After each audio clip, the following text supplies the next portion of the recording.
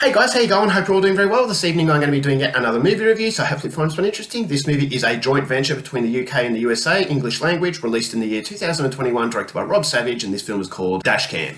So Dashcam is set in the world of social media. Our main character has a channel called Improvised Beats, where she drives through the streets and she makes these really offensive rap beats that are quite funny, but again, very offensive, but she really doesn't care. And so this is part of the appeal. This is why people follow her, because she's very entertaining. So we learn that she's going to the UK to meet up with a friend she hasn't seen in a very long time, and her friend was in a band and she was the groupie to that band. So she travels to the UK, she takes the viewers on the ride. When she lands there, she is reunited with the friend and she realizes that he has a girlfriend who she really doesn't like. So there's a lot of bickering, and this is again very entertaining to the viewers. But then one evening there's a massive argument that results in the main character stealing the car of her friend. So her friend is furious, he wants it returned right away, but she's not going to return it. She's going to have a lot of fun, and at the same time she's actually going to do a delivery on his behalf to show the viewer how easy his job is, basically belittling him at every given opportunity. So unfortunately that backfires quite catastrophically, because this delivery that she's sent on sends her into a downward spiral, into a terrifying world. And so what that world is something you're going to have to find out for yourself, because that's as far as I'm going with my synopsis. Now, my thoughts on Dashcam. Rob Savage is a very interesting director. He got the world's attention through a very minimalistic horror film called Host, which was made during the coronavirus pandemic. And the most impressive quality to that film is that it didn't have much, but it actually created a lot. And so that was a very, very creepy film. He has a very fine eye as far as horror is concerned. And so coming into Dashcam, I had high expectations, because Host was a very good movie, but it had minor issues that prevented it from being brilliant. But I was hoping that Dashcam would be another step above and hopefully capitalize upon those areas and make a really, really good film.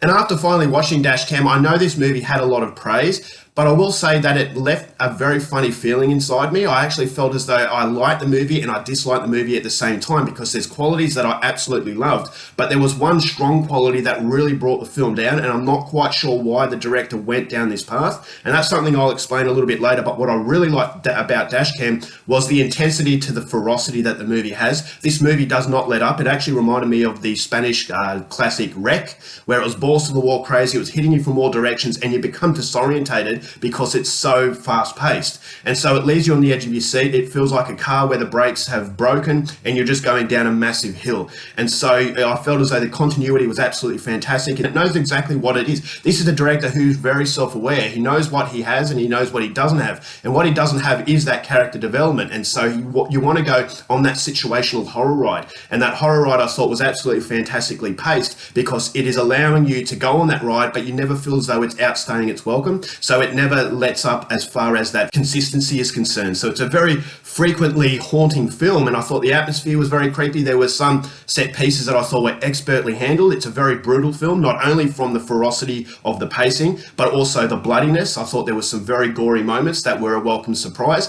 and it's just a nightmare where you feel as though you're in the backseat of this car. And so that's something that I really, really appreciate, and this is something that Rob Savage, this is what really makes him the exciting director that he is.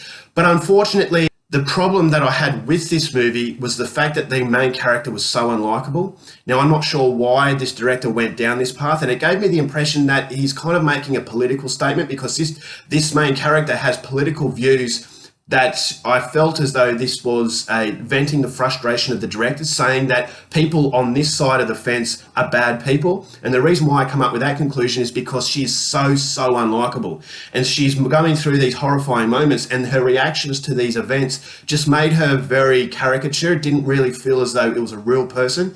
And so you go onto the ride, and it's a situational horror film as opposed to a character development. So what I mean by situational horror film, you put yourself into that situation. You're not really gravitating to this character. And so that she was so annoying, so unlikable, and I didn't really care if she died. And so this is what really lets the film down. If the movie had a likable character such as in Wreck, then I thought it would have been a lot better. And so Rob Savage, I'm not quite sure why he went out of his way to make her so unlikable. As I said, there is a political sort of element in this movie where we get to know what she actually believes in.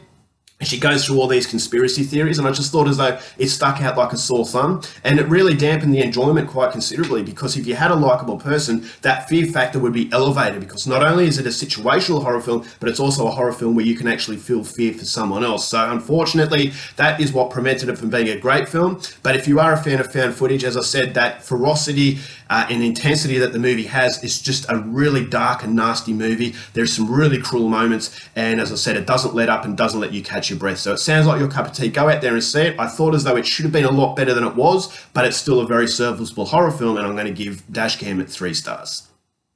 Alright guys, that's it for my review. Hope you enjoyed it. Till next time, keep watching movies, and I'll see you later.